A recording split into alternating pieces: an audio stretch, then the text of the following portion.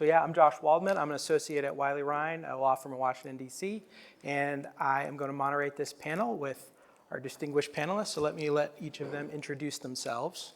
Sure. I'm Erin Joe. I'm with the Office of the CISO in Google Cloud, and I had a long career in the FBI before going into Mandiant, and then eventually landing where I am now in the Office of the CISO, where my role is to help customers with security modernization and cloud adoption.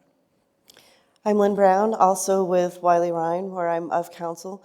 I'm in the Cyber Privacy Data Governance practice group, and we help clients on a variety of cyber privacy and data governance, focusing a lot on incident response and the legal and policy issues associated with cyber. And good afternoon, I'm Jennifer Burnside. I'm a practice leader in Mandiant's crisis communications practice. Similarly to Erin, I also was coming from the FBI. Our job within Mandiant Crisis Communications is help clients prepare for strategically in responding to cyber incidents, as well as reactively help teams to prepare in the response efforts. Great, thanks. So before we dive in, of course, since we've got 2 lawyers and 4 former FBI, quick disclaimer slide. All right, so let's dive in. So we want to talk about some of the supply chain incidents we saw in 2023 and then coming into this year. And we've got experts in security, legal, and communications to walk through some lessons learned and things you might want to think about in terms of your preparedness, your training, and data protection. These are what we're going to hit today. So let's get started. So Erin, why don't you talk about some of the incidents that we saw over the last year or so and some lessons learned that we can take from those? Sure, I'd be happy to set the stage. When we think about supply chain compromises, we think about them, at least for today's discussion, in 2 ways. One, whether threat actors whether they exploited vulnerabilities that existed and got into something that is in our digital supply chain, or 2, whether they implanted malware or something malicious into the actual product itself. That's what we consider to be more of a true supply chain compromise, but for today's discussion, we want to talk about examples of both. So let me just run through a few of these examples. One is, I want to start with Barracuda, the email security gateway, and I really want to give them a big shout out because they shared a lot of information and they were quick to respond and they were aggressive in how they handled it. So we really appreciate that kind of responsiveness. But it was a case where we had China Nexus espionage threat actors who sent emails that had malicious attachments. Those malicious attachments then gave them access into the product itself, where they were able to conduct an attack. And I'm going to walk through right now 5 things that I think are interesting about that attack. The first is when they sent those emails, they also sent emails out of poor quality that were caught by the spam filters. We see that tactic not only in this case, but in others. So I think it's something to really be aware of, because you might look in your spam folder and see that things are being caught, and that could deter you from conducting an investigation. And you might be thinking, oh, it got caught by a spam filter, no problem here, we're good to go, when the reality is that there are other emails that are getting through, as was the case here and in other cases. The second thing is that these threat actors used 3 malware families that masqueraded as legitimate in the environment. That tells us 2 things. One, this gives you an idea of what the sophistication level is of what's happening with the threat actors these days, because they are able to masquerade. It's happening, even with malicious code in the environment. So it's really interesting to see how they've developed their tactics. And the other is, although it wasn't in this case, many others we see where the threat actors are living off the land very effectively. Right? So we have to be in tune with not only what exists in our environment legitimately, but how is it being used and where are those opportunities where we might be able to increase our detections, because otherwise it looks legitimate, because it might even be legitimate. The third thing that's interesting here is that they staged the data in temp files and they leveraged OpenSSLs to move the data. So here, I pause on that because this may possibly give us a detection opportunity. And we have to be looking for those. Why? Because in supply chain attacks, unless you are the product owner, right, you're a user. And as a user, it's very hard for you to detect problems with the product itself. So instead, you have to look for indicators that somebody may have gotten into your environment. And here, the use of putting large amounts of data into a temp file and using OpenSSL to move it may provide you with a detection opportunity. 4, this is where we see that incident response is no longer a game of cat and mouse, but a game of chess. The threat actors have studied what incident responders do. They've studied the industry. They know how we're going to react, and they have prepared for that. So it's no longer the case where incident responders come in and chase threat actors out. Instead, the threat actors are watching to see when they've been detected. And then they are reacting to that very aggressively, whether it's deleting something that could have been useful for investigations, whether it's pulling out new tactics, new malware, something that wasn't there previously, so that they can continue malicious activity that's not going detected, whether it's throwing off the investigators with something so that they can continue their other malicious activity. They are reacting to the investigators, and they are able to maintain presence because they're watching, they're reacting. That is a different game today than it has been in the past. So we have to really be prepared for that and watch for the types of things that those threat actors may do. And that takes me to the fifth point, and that is that they maintained access by installing a backdoor into the configuration files. Why? Because they know that one of the things we do in industry when we discover a supply chain attack or something in our supply chain that's been compromised is to push out new updates or push out new software or push out new hardware. Well, when that clean software or hardware goes into the environment, the way they're going to keep their backdoor is to install it in that configuration file so that when you reinstall the clean software or hardware, you're reinstalling a backdoor for the threat actors. We saw all 5 of these in this one case. So I think that's a really important thing for us to take away as lessons learned from supply chain attacks. The second one I want to hit on quickly is MOVEit. These were financially motivated threat actors who exploited a 0-day. And here they accessed open instances, and they were able to exfiltrate large volumes of data. And I think there's 2 main takeaways here. One, you have to be able to watch what's happening in the open environments where the shaming sites are, because the threat actors tried to communicate with the victims, but many of those communications were caught by spam filters, so the victims never even received those communications. So the first time that many of the victims became aware that they were victims and had their data stolen is when it was posted on victim shame sites. You have to monitor it. That is a lesson learned from this case. The second main lesson learned and takeaway from this case is that we need better data governance and better data controls, and we're going to get into that a little bit more, but I want to highlight that as being a key lesson learned in that case. And then the third one I want to talk about is a true supply chain compromise attack, where threat actors, North Korean financially motivated threat actors, were able to compromise trading software. That trading software was then downloaded, and 3CX has openly discussed that an employee of theirs downloaded that Trojanized version of the software. They then used that same personal laptop to conduct their business and access the build environment of 3CX. In that environment, the threat actors were able to move laterally into the build environment of 3CX and then install malware into that process. Therefore, when their customers downloaded the software, they too then became compromised. This is the first time that we've seen this cascading effect, right, where the threat actors got into one product with a supply chain compromise, customers downloaded it and became compromised.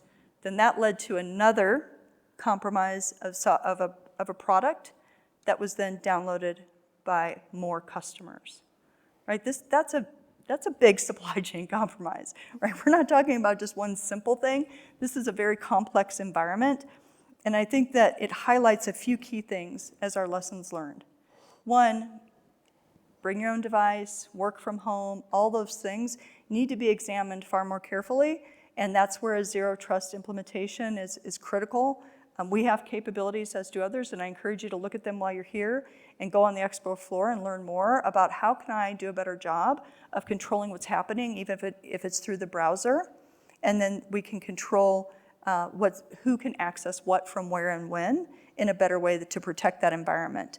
Another key takeaway is the need for us to implement that ongoing validation and verification of the things that are running in our environment so that we can identify it more quickly. Google Cloud and many, many, many others have signed CISA's promise to offer products that are secure by design, default, and deployment, and these are ongoing processes. We also challenge all of those processes that are running every day when they're uploaded, not just at a single point in time, and I think that those are going to be practices that we really need to employ. And the third takeaway here from a lesson learned is this is where those software bill of materials are going to be really important, and we're going to talk about later as well the power of the contract, really getting into that so that you know what your rights and responsibilities are, and that's how you can end up protecting yourself if you are in a supply chain compromised situation. All right. Yeah, thanks for setting that scene, Erin. So Jen, Erin said a couple things, one about threat actor communications and also about sort of interactivity with threat actors. So that's something I know you've worked on a lot. Can you talk a little bit more about threat actor communications? Yeah, definitely. From the crisis communication standpoint, again, we're using the lens of communication as part of the non-technical response.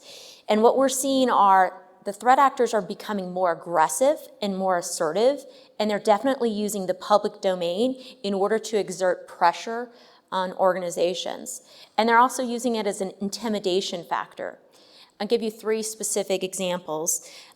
In one specific case, for example, the executive of an organization, the threat actor sent flowers to that individual's home. That's definitely unnerving, right? But again, it's an extreme case. It's not in every case that we see, but it's what we're talking about when we're saying a more aggressive tactic.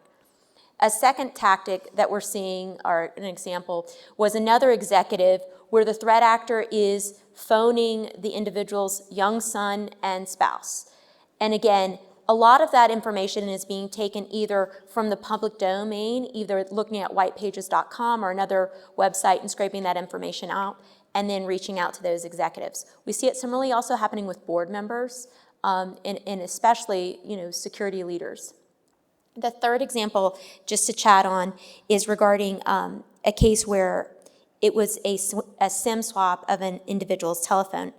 And again, these threat actors will use social engineering, whatever it takes, in order to reach and exert pressure on the organization, because their goal is to get paid, right? Erin touched on this. The threat actor starts with the ransom note. We all know about that. The next thing they typically do, of course, using a name and shame site to, of course, post the organization's name. They may then start to post individual or organizational data. And why that's important is they can then pivot, and other threat actors can take it and obviously use phishing or other means to reach either your stakeholders, customers, vendors, or partners. Could even be your own employees, right? So that's one of the next techniques. The next thing the threat actor may do is they may reach out to reporters. They may reach out to security researchers and let them know that they have compromised X organization or Y organization.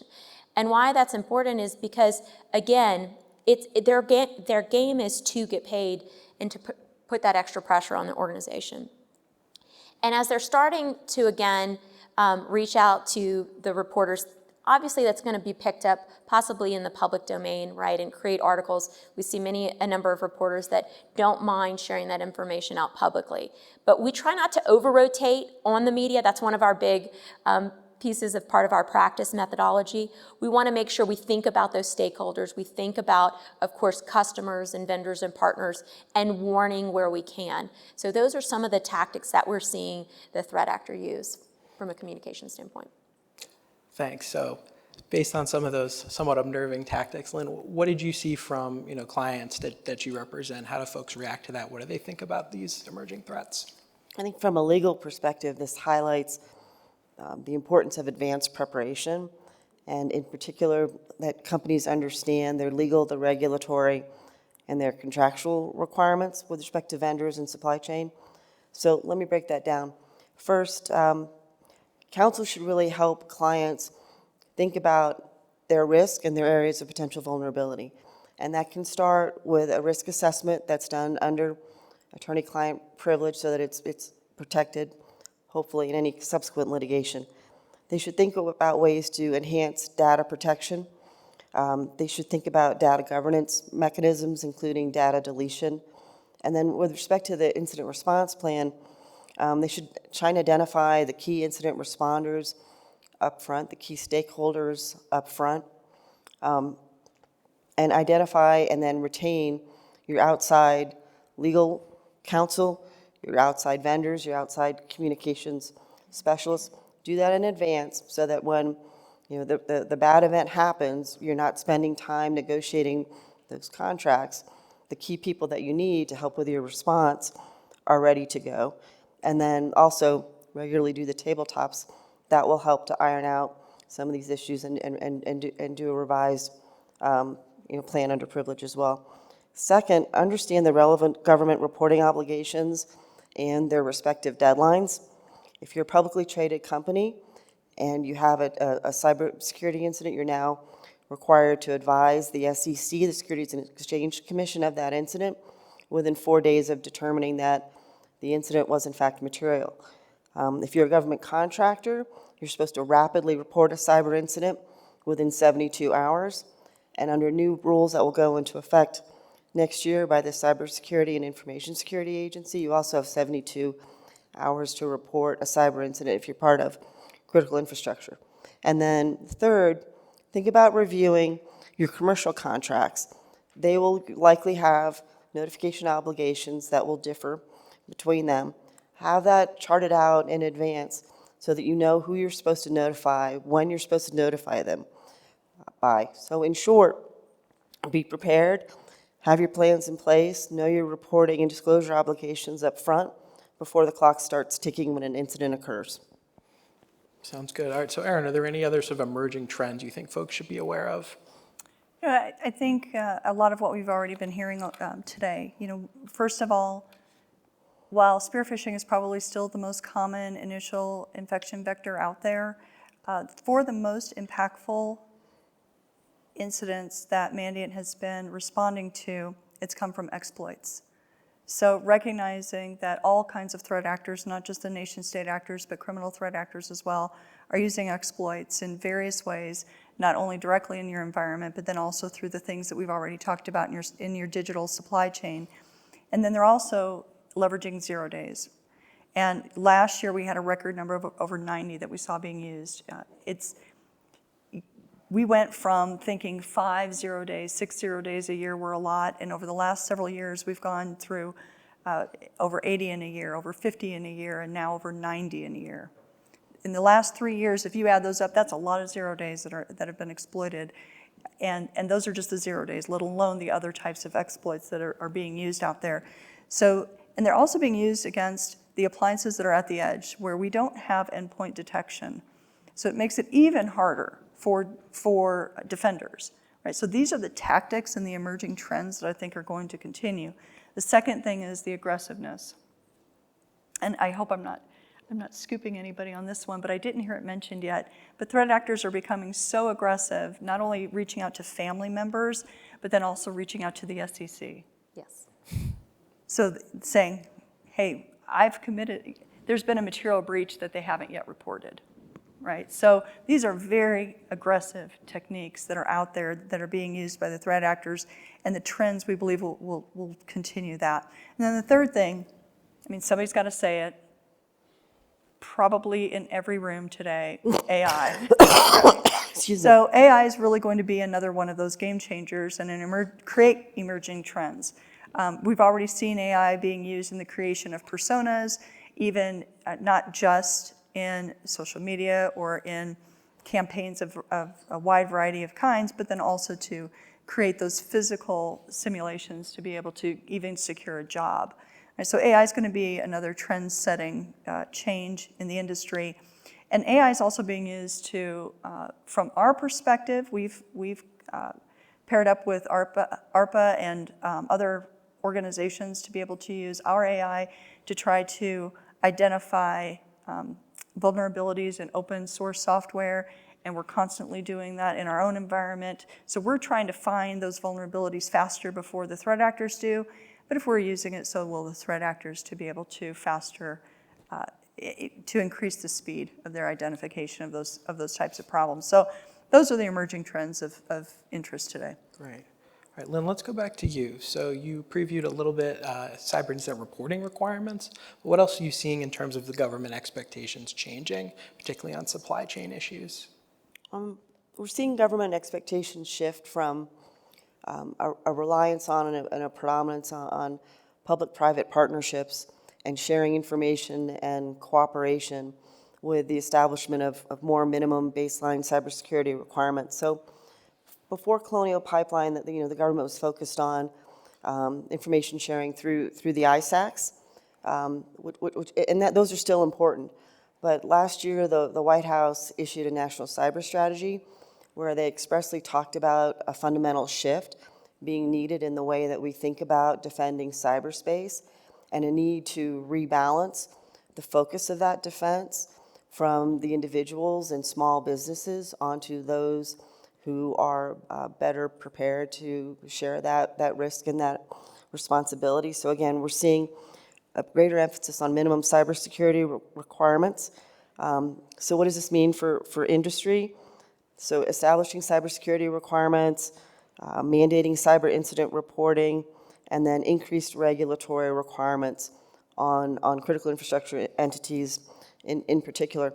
And then on the aggressiveness front, I just wanted to highlight the Department of Justice created a task force on combating fraud in government contracts, and they've been quite active in this space. Just last month, the U.S. Department of Justice intervened in a whistleblower case against a government contractor.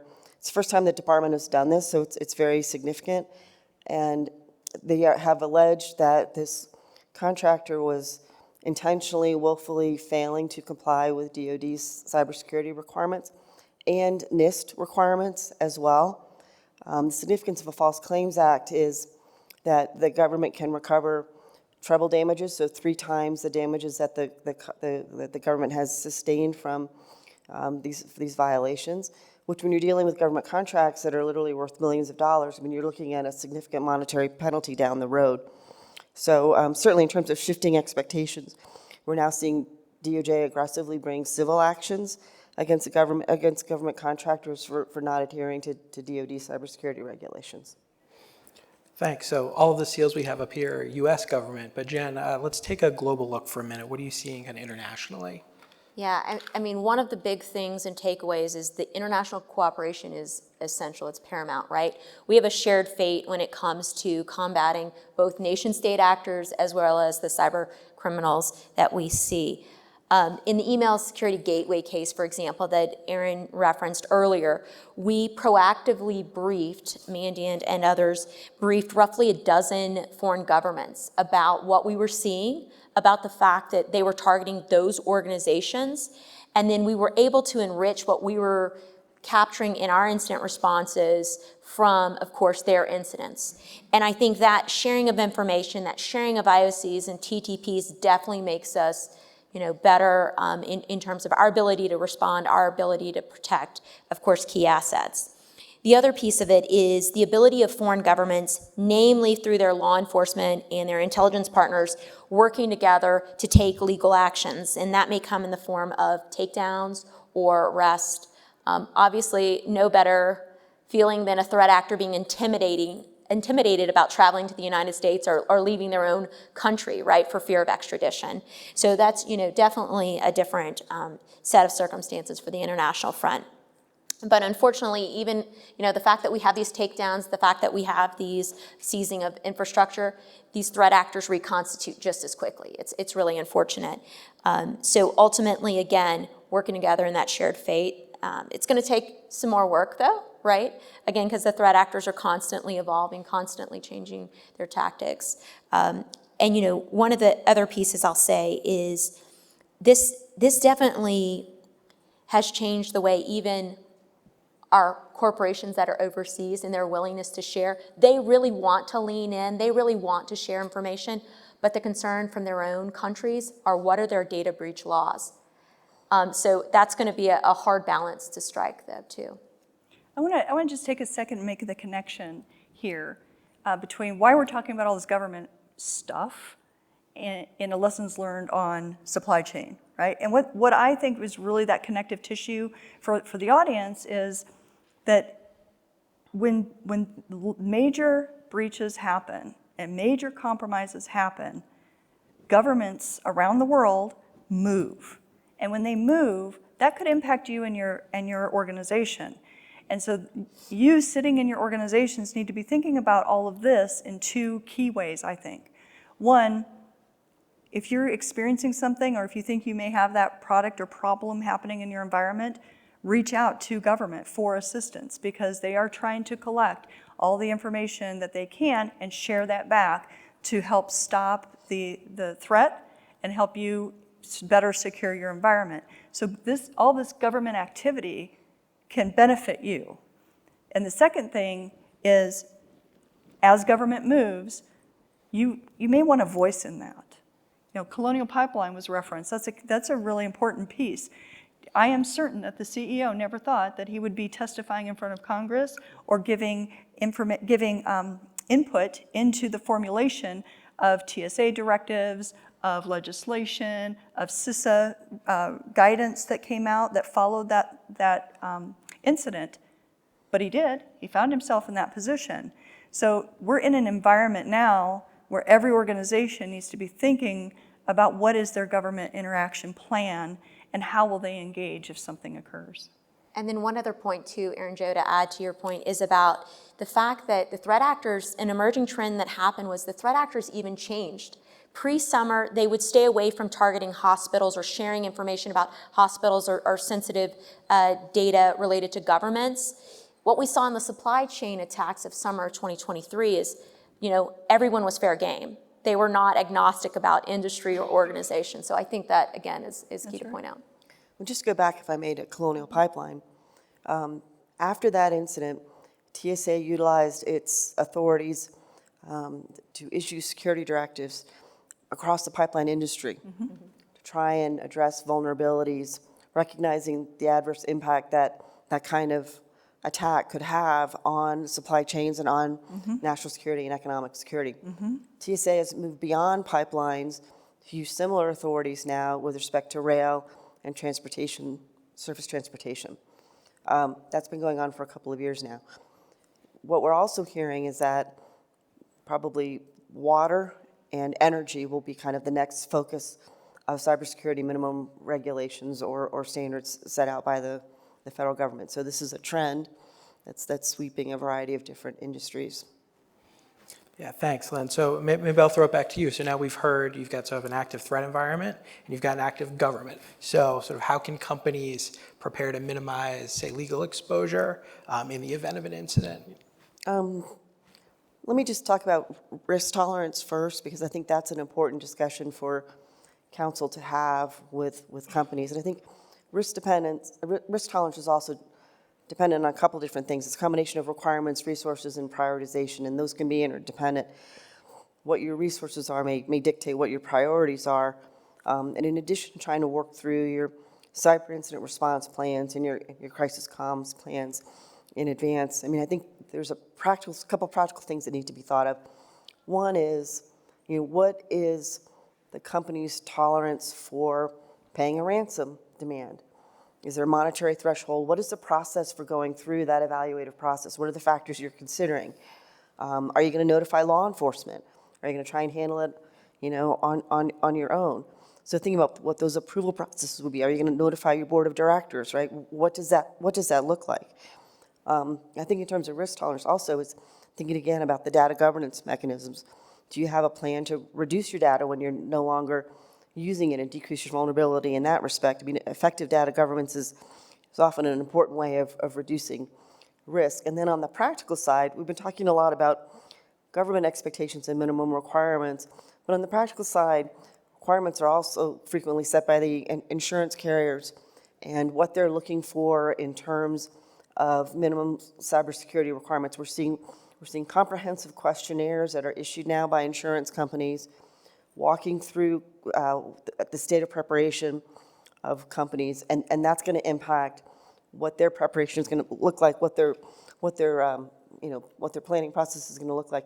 There's one study that I wanted to highlight by Marsh McClellan and the Zurich Insurance Group that projected for 2027 the global cost of cybercrime would be something like $25 trillion. So that's a huge factor, you know, in corporate preparation. And then I guess the third thing, going back to your question about, you know, minimizing legal exposure, is companies need to think about the cost for legal expenses, the reputational injury that comes with a lot of these data breaches. If there's personal identifying information, personal health information, you're looking at potential class actions, you're looking at regulatory enforcement actions. The bigger the breach, you know, the larger that this incident may stay in the headlines, generating adverse press and possible impact on shareholder value. So there's a lot to think about in this space in particular. Great. So, Jen, one of the other things we want to tee up was kind of preparedness. Can you talk a little bit about employee training and where that fits in?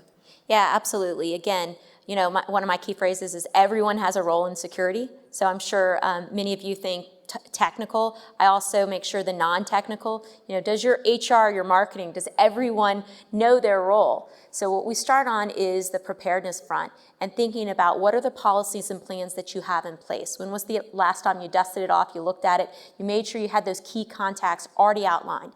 And I'm not talking about just the primary key contact, but you know, those secondary contacts, because obviously a threat actor may pick a time when you're not really wanting to, right? Those nights and weekends, holidays, because again, a threat actor is going to use what works for them. And then the second part about it, when it comes to ensuring those individuals are trained, is making sure you have very clear roles and responsibilities. We do through our practice a RACI exercise to determine, again, who's that responsible, accountable, consulted, and informed party as part of an incident response, and making sure to outline in a repeatable process those activities, right? And so people will know in case they're plugging in for the primary who's out of town or out of pocket. And then, like was said earlier, testing, right? That is really key, and making sure you change up those scenarios. Who would have thought those supply chain attacks that happened in summer 2023, it wasn't those individual organizations' networks, right? It was really their data. And for a lot of those organizations, they didn't even know what data was out there. So that data impact assessment, and as part of that training to know how you're going to process through in the event you do have an incident. So those are some of the key elements of the training facets. Awesome. So I know we want to leave a few minutes for questions. Erin, why don't I let you close with some final thoughts on how organizations could enhance their incident response capabilities? Yeah, so think about risk, resilience, and readiness, right? So how do you reduce risk, and how do you reduce the impact of some of the supply chain compromises that we've been talking about, as well as a whole host of threats that are out there? And I think about it in a few ways. One is, like we've been talking about, good data governance, but the power of the contract and also following through and enforcing it. So you have to be really looking at your contractual, the contract terms, and adding in there the requirements to be notified if your vendors have had a compromise or think there's been a compromise. How quickly will you get that? What information will you get? And then you also have to make sure that you know how to handle it and respond. I mean, we saw, unfortunately, with the Snowflake incident, Snowflake and Mandiant was in there as well, providing a lot of information very rapidly about the incident, but it took customers quite a bit of time before they started to put the mitigations into place. So you have to be in a position to be monitoring and make sure you understand, how will I know if there's a problem I need to address? There are also, I think, a number of individuals, to Jen's point, individuals in your company or in your organization that need to be part of the team here. You know, so your own acquisition people, right, need to be thinking about, am I getting what I'm supposed to be getting from vendors who are trusted and from vendors who are disclosing things to me that we need to know? And then in your test environment, am I testing it not just once, but on an ongoing basis, so that if there were a compromise in something that I'm putting into my environment, I would detect it? So increasing your ability to detect and respond. And we think about it in terms of having the right intelligence or information about it quickly so that you know, as quickly as things are happening, you become aware of them, the right expertise to be able to action it and know what to do with it, and then the technology to put those actions into place at the speed of cyber. Right? You can't do these things manually, it just won't work. And we have examples in our organization where, because we are on the front lines, we're seeing things happen in real time, we also then apply that intelligence to all of our customers. And because we have automation and AI capabilities in place, we have had situations where we have mitigated that for customers totally and completely, notified them that it's been mitigated before the customer was even notified that there was a problem, or before they were even able to identify where all they had that product in their environment. So really moving at the speed that technology enables you, and it's available today. I mean, we're at this conference. Go to the expo floor, see what's out there, see what changes have come, because there are technological advancements to help you in these areas that didn't even exist 2 years ago. So this has changed rapidly in the last few years, and I really want to make sure that you're seeing it. And then again, reducing impact. Oh, I'm sorry, I want to go back to the point of getting the right information. Even last year, we still saw that in over 50% of the cases that Mandiant was in, of all cases, and in 70% of all ransomware cases, the victim was notified by an outside party. Right? The victims are not detecting fast enough. They're not applying intelligence fast enough historically. And this is why security modernization has to be part of your process going forward. Because if you want resilience, you're going to have to modernize and create a plan so that you can use technology to your defender's advantage. All right, thank you. So we want to hear from you. Any questions? Yeah. So much. That was so insightful, and I love how you worked in the defender's advantage. Thank you for doing that. Q&A. Let's open it up to anyone and everyone who has a question. Raise your hand. I'll come over with the mic so everyone can hear. Okay, right over here. Do you have more details on the zero-day, end-day specific report that came out? Was it specifying all the 2023 attacks? Are these supply chain specific? Are they just zero-day, end-day targeting multiple environments? Yeah, so there's some great resources out there that I would point you to. One is the M-Trends report, and you can find that on the Mandiant.com website. It's published annually. It goes into great detail. There are also blogs that both Mandiant and Google Cloud have put out on the Mandiant.com website, as well as the cloud.google.com website, that will break down some of these into much greater detail. And we try to provide as much information as the companies we work with let us provide, and then also anything that we can independently add to enrich and put out there for the public. So those are two really good resources. Other companies as well, I want to make sure that I'm really agnostic in this forum to say many companies do put out a lot of great blogs and a lot of good information. So I would check out their websites as well, because there's a lot of active, there's a lot of providing of information, and also the vendors themselves will often put out a lot of information as well. So if you want to look up a specific incident, you may look at the vendor's website. Yeah, and we also make sure and try and enhance it by looking at multiple cases that we may be working on that are either related to similar TTPs or similar zero-day exploits, right? And so when we're looking at it, it's across the whole spectrum, and then adding in and enriching it with other entity information, be it law enforcement or intelligence, where we can, right? So that's one of the big things that we've been doing lately. And just think about how many of these large attacks and these supply chain compromises and other attacks, ransomware cases and others, involve large amounts of data that were moved and compromised and then being used for extortion. And we find that in about 40% of the cases, the threat actors do take the time to exfiltrate data, because data is really a primary interest of the threat actors. And I'm raising this because if that data were no longer needed, or if even some of that data were no longer needed and had been deleted, that you would have reduced the impact of many of these threats. So there are things that you can do that are in your control that I'm really trying to encourage our audience today to really take away with them and do. If there's no questions, I'm actually going to pick up on one more point when we talked about all the things that are happening in this space. Because one thing you didn't mention, we were talking about all the government activity that's happening in the cases, is that in both the DOJ case and in the National Cyber Review Board case, they talked about culture. Yeah. They examined corporate culture. So it wasn't just did they follow industry standards. It wasn't just did they implement best practices. It was what was the company culture, and did they have a company culture of security meeting the expectations of the public? And so this is another, what I think is a great takeaway. It's having that security-minded culture across your entire organization where everybody has a role, everybody knows that role, and everybody's taking that into consideration because the culture matters. Yeah, if I could follow up on that, you're absolutely right. In the DOJ complaint, when they intervened, they specifically talked about a culture of noncompliance. And because there was a whistleblower involved, they had internal emails, I believe, that talked about, I referenced the intentional or willful disregard of the requirements, but they had quotes from fellow employees talking about, we don't need to worry about that, we're not going to comply with that. So again, that goes to the intentional elements in the case.